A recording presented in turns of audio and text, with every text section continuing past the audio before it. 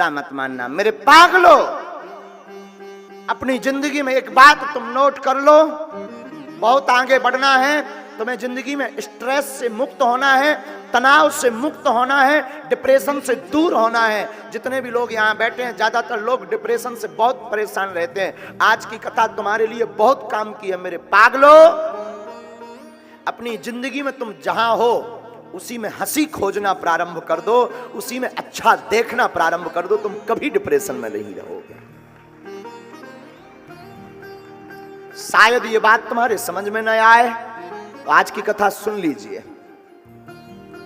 आपने ढोल बजाने वाले तो देखे होंगे, इस उदाहरण से समझिए। ढोल बजाने वाला, बैंड बाजा बजाने वाले लोग शादियों में जाते हैं, पैसा लेते हैं। पैसा लेकर के विवाह में बैंड बाजा बजाने के लिए जाते हैं, तो उसमें 8-10 लोगों का ग्रुप होता है। सभी का काम होता है तो सभी बजाते, कोई ऑर्गन प्ले करता है, कोई ढोल ठोकता है, कोई उसमें मंजीरा बजाता है, कोई उसमें कुछ करता, कोई उसमें कुछ करता, लेकिन सब जाते हैं साथ में। उसमें 2 प्रकार के मानसिकता के लोग जाते हैं। एक उसमें प्रसन्न मानसिकता का, एक डिप्रेशन की मानसिकता का। अब जरा बुद्धि में, विवेक में इस कथा को जिस दिन भर लिया ना, ये जो कथा हम सुना रहे ना, अगर आपने इस कथा को जिंदगी में भर लिया, अपना लिया, तो आप कभी डिप्रेशन में नहीं रहेंगे। सुनिए, 2 मानसिकता के लोग बैंड बजाने वाले जाते हैं। एक मानसिकता, पैसा ले रहा, लेकिन उसकी मानसिकता है कि कितनी जल्दी मैं दरवाजे पर पहुंच जाऊं, कितनी जल्दी ये प्रोग्राम खत्म हो जाए, कितनी जल्दी दूल्हा का तिलक हो जाए, मैं जल्दी से वापस लौट के सो जाऊं।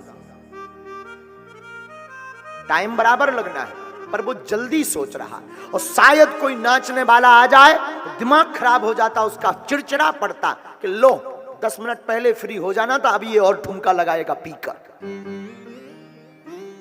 एक ये मानसिकता का व्यक्ति जो डिप्रेशन में रहता है।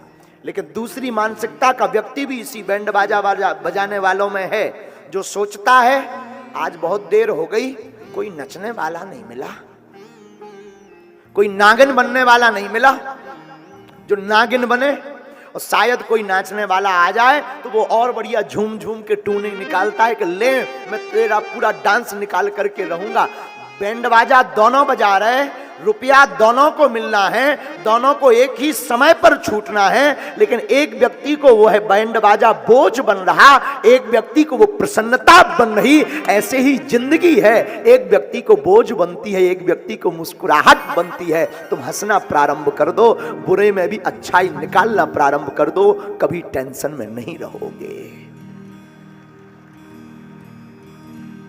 आप टेंशन मुक्त रहेंगे, तनाव मुक्त रहेंगे।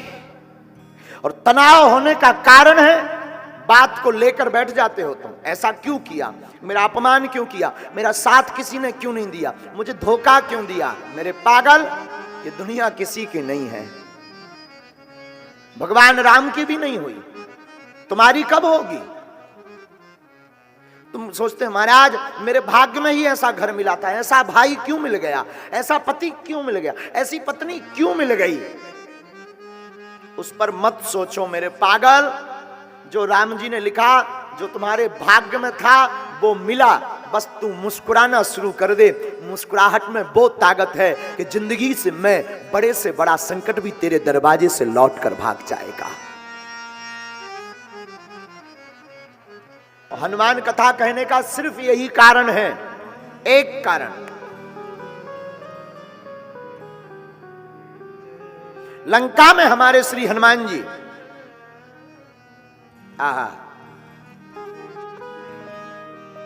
लंका में राक्षसों का वध करने के लिए हमारे हनुमान जी जाते हैं, लेकिन हंसी का बहाना ढूंढते हैं हमारे हनुमान जी।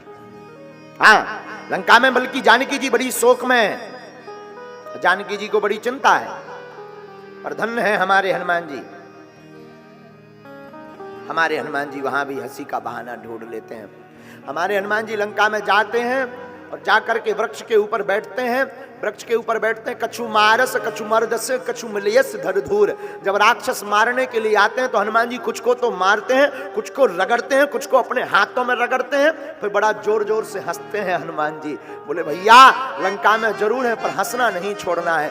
भागवत पढ़िए तो भागवत में भगवान मुस्कुराना नहीं छोड़ते। आप भी अपनी जिंदगी में एक बात याद रख लीजिए, परिस्थिति कुछ भी हो, संकट कितना भी बड़ा हो, हंसने का बहाना ढूंढते रहिए, संकट अपने आप किनारा काट के भाग जाएगा।